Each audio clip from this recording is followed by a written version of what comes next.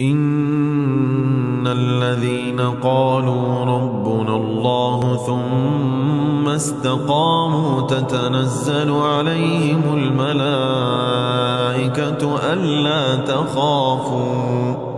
ألا تخافوا ولا تحزنوا وأبشروا بالجنة التي كنتم توعدون نحن أولياؤكم في الحياة الدنيا وفي الآخرة ولكم فيها ما تشتهي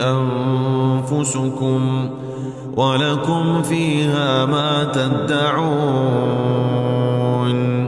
نزلا من غفور